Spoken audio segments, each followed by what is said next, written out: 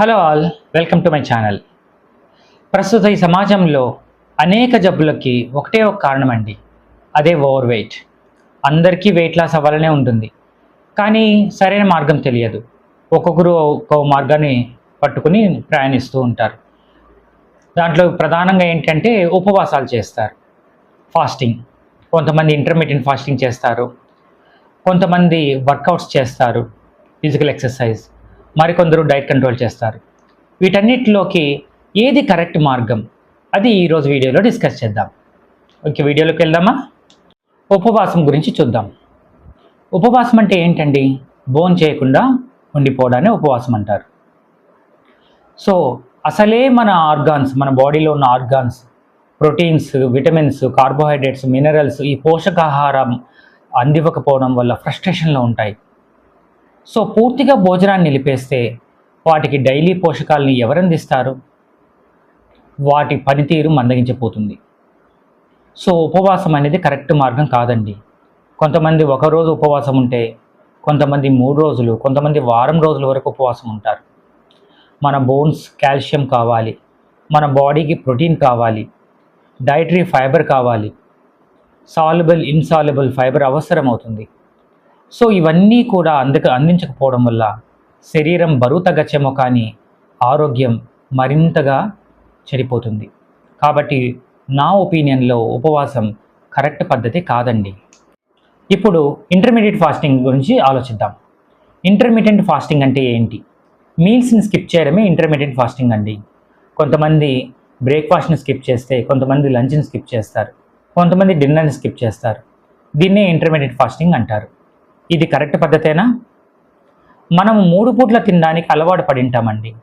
కరెక్ట్గా టయానికి భోజనం జీర్ణాశయంలో రాకపోతే మన జీర్ణాశయం హెచ్సిఎల్ని రిలీజ్ చేస్తుంది.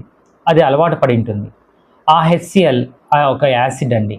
ఆ యాసిడ్ ఫుడ్ పైన దాని ప్రభావం చూపుతుంది. ఫుడ్ టయానికి తీసుకోకపోవడం వల్ల దాని ప్రభావం జీర్ణాశయ గోడలపైన పడుతుంది.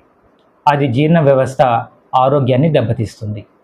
కాబట్టి ఇంటర్మీడియట్ ఫాస్టింగ్ కూడా కరెక్ట్ పద్ధతి కాదు నా ఒపీనియన్లో.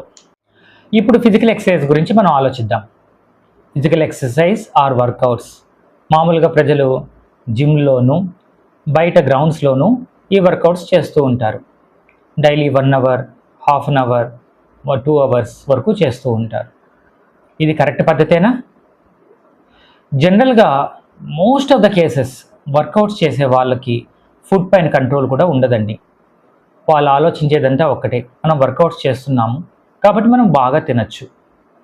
వాళ్ళు ఎంత తింటున్నారు, ఏం తింటున్నారు అనే దానిపైన అవగాహన ఉండదు. కాబట్టి క్యాలరీస్ బర్నింగ్ అయితే జరుగుతుంది, కానీ ఎంత తీసుకుంటున్నారనే దానిపైన ఎటువంటి కంట్రోల్ ఉండదు. సపోజ్ నేను ఒక పిజ్జా స్లైస్ తిన్నాను అనుకోండి, ఆ పిజ్జా స్లైస్లో నాకు ఒక 500 గ్రాముల 500 క్యాలరీస్ నాకు అందాయి ఎనర్జీ. ఆ 500 క్యాలరీస్ బర్న్ చేయడానికి దాదాపు 1.5 అవర్ నేను వర్కౌట్ చేయాలి, లేదా బ్రిస్క్ వాకింగ్ చేయాలి. నిజంగా డైలీ చేస్తానా నేను? ఒకవేళ చేసినా కానీ నేను ఖర్చు పెట్టే క్యాలరీస్ ఆ ఒక్క పిజ్జా స్లైసే. కానీ అలాంటివి ఎన్ని తింటాను డైలీ? దానిపైన ఎటువంటి కంట్రోల్ ఉండదు నాకు. కాబట్టి వర్కౌట్స్ చేసి ఫుడ్ పైన కంట్రోల్ లేకపోతే వెయిట్ లాస్ అవ్వడం అనేది జరగదు. వెయిట్ లాస్ అనేది కంప్లీట్గా క్యాలరీ మేనేజ్మెంట్ పైన డిపెండ్ అయి ఉంటుంది. కాబట్టి only workouts without diet control అనేది కూడా కరెక్ట్ పద్ధతి కాదు. ఇప్పుడు డైట్ కంట్రోల్ గురించి మనం ఆలోచిద్దాం. డైట్ కంట్రోల్ అంటే ఏంటి? మనం ఏం తింటున్నాం, ఎంత తింటున్నాం అనే దానిపైన సంపూర్ణ అవగాహన ఉంటుంది. దాన్ని డైట్ కంట్రోల్ అంటారు. ఎక్సర్సైజ్లో మనము తీసుకున్న ఆహారంలో ఉన్న క్యాలరీస్ని బర్న్ చేయడానికి ట్రై చేస్తాం.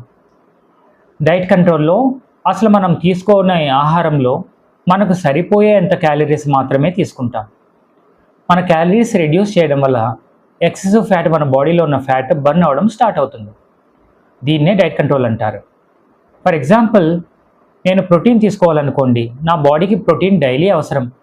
నా సెల్స్ రీజనరేషన్కి, హెయిర్ గ్రోత్కి, నెయిల్ గ్రోత్కి, ఇలా బాడీలో ఆర్గాన్స్ గ్రోత్కి, వీటన్నిటికీ కూడా ప్రోటీన్ అవసరం. మరి ప్రోటీన్ ఎంత తీసుకోవాలి? నేను 70 కేజీల వెయిట్ ఉంటే 70 గ్రాముల ప్రోటీన్ నేను తీసుకోవాలి, అంటే 1 గ్రామ్ పర్ కేజీ. ఫ్యాట్ కూడా అంతే. 1 to 1.5 grams per kg నేను తీసుకోవాల్సి ఉంటుంది. కార్బోహైడ్రేట్స్ మాత్రం 5 నుండి 10 గ్రామ్స్ తీసుకోవాలి. దాదాపుగా 70 kgs ఉన్న పర్సన్ 350 నుండి 500 గ్రాముల కార్బోహైడ్రేట్స్ తీసుకోవాలి. ప్రోటీన్ డైజెషన్కి కార్బోహైడ్రేట్స్ కూడా ప్రధానమైన పాత్ర వహిస్తుంది. కాబట్టి నాలెడ్జ్ పెంచుకొని ఏం తింటున్నాం, ఎంత తింటున్నాం అనే దానిపైన సంపూర్ణ అవగాహనతో మనం భోజనం చేసినట్లయితే పర్ఫెక్ట్గా వెయిట్ లాస్ అవుతాం. సపోజ్ ఇప్పుడు నేను డైట్ కంట్రోల్ చేస్తున్నాను, ఫిజికల్ యాక్టివిటీ లేకుండా ఖాళీగా ఉన్నాను అనుకోండి, మజిల్ డెవలప్మెంట్ కావచ్చు, తీసుకున్న ఆహారం ఖర్చు కావచ్చు, జరగడం కూడా కష్టమే అవుతుంది. కాబట్టి కాస్త ఫిజికల్ ఎక్సర్సైజ్ కూడా అవసరం పడుతుంది. అది ఎంత అవసరం అంటే న్యూట్రిషనిస్ట్ డైటీషియన్స్ ఏం చెప్తారంటే 80% డైట్ కంట్రోల్ ఉండాలి, 20% వర్కౌట్ ఉండాలి. సో ఈ ప్రపోర్షన్లో మనం మేనేజ్ చేసినట్లయితే ఖచ్చితంగా మనం వెయిట్ లాస్ అవుతాం. సో వెయిట్ లాస్ అవడానికి 80:2% ప్రపోర్షన్లో మనం డైట్ని, ఫిజికల్ ఎక్సర్సైజ్ని జోడించినట్లయితే ఖచ్చితంగా మనం వెయిట్ లాస్ అవ్వడం అనేది జరుగుతుంది. ఇప్పుడు జరిగిన డిస్కషన్ మొత్తం మీద కన్క్లూజన్ ఏంటంటే డైట్ కంట్రోలే బెస్ట్ ఆప్షన్ అనుకున్నాం విత్ ఎక్సర్సైజ్. కానీ డైట్ కంట్రోల్ మనం ఎలా చేయాలి? ఇప్పుడు మనం చెప్పినట్టుగా పర్ఫెక్ట్గా క్యాలిక్యులేటెడ్ ప్రపోర్షన్స్ తోటి మనం ప్రోటీన్, కార్బోహైడ్రేట్స్, ఫ్యాట్స్ తీసుకోగలుగుతామా? అది అసాధ్యమండి. ఎవరు తన బిజీ లైఫ్లో క్యాలిక్యులేట్ చేసుకొని పర్ఫెక్ట్ గ్రామ్స్ తోటి ప్రోటీన్ కావచ్చు, విటమిన్స్, మినరల్స్ కావచ్చు, లేదా కార్బోహైడ్రేట్స్ కావచ్చు, పర్ఫెక్ట్ క్వాంటిటీ మనం తీసుకోవడం సాధ్యపడదు. కాబట్టి మనం ఏం చేయాలి? మనం ఏదైనా సరే కంపెనీ కావచ్చు, ఒక ప్రాసెస్ కావచ్చు, ఒక సిస్టమ్ కావచ్చు, మనకి ఈ క్యాలిక్యులేటెడ్ అమౌంట్ తోటి ఈ న్యూట్రిషన్ మనకు అందిస్తే చాలా బాగుంటుంది కదా. నాకు తెలిసినంత వరకు, నాకు తెలిసిన మార్గాల్లో ఒక న్యూట్రిషన్ కంపెనీ ఉందండి, అదే హెర్బాలైఫ్. ఈ హెర్బాలైఫ్ కంపెనీ ఏం చేస్తోందంటే పర్ఫెక్ట్గా డైట్ ప్లాన్ అనేది ఇస్తుంది. అదేవిధంగా ఆ హెర్బాలైఫ్ షేక్లో పర్ఫెక్ట్ క్వాంటిటీ తోటి ఎన్ని గ్రామ్స్ ప్రోటీన్, ఎన్ని గ్రామ్స్ కార్బోహైడ్రేట్స్, ఎన్ని గ్రామ్స్ ఫ్యాట్ ఉండాలో అన్ని గ్రామ్స్ పర్ఫెక్ట్గా క్యాలిక్యులేట్ చేసి మరీ న్యూట్రిషన్ అందిస్తుంది. కాబట్టి ఏదైనా ఒక న్యూట్రిషన్ కంపెనీ పైన డిపెండ్ అయ్యి పర్ఫెక్ట్ డైట్ ప్లాన్ తోటి డైట్ కంట్రోల్ చేస్తూ తగినంత వ్యాయామం కూడా చేస్తూ మనం వెయిట్ లాస్ అవడమే కరెక్ట్ మార్గం. సో నా ఈ కంటెంట్ మీకు నచ్చినట్లయితే నా ఛానల్ని సబ్స్క్రైబ్ చేసుకోండి. Thank you very much.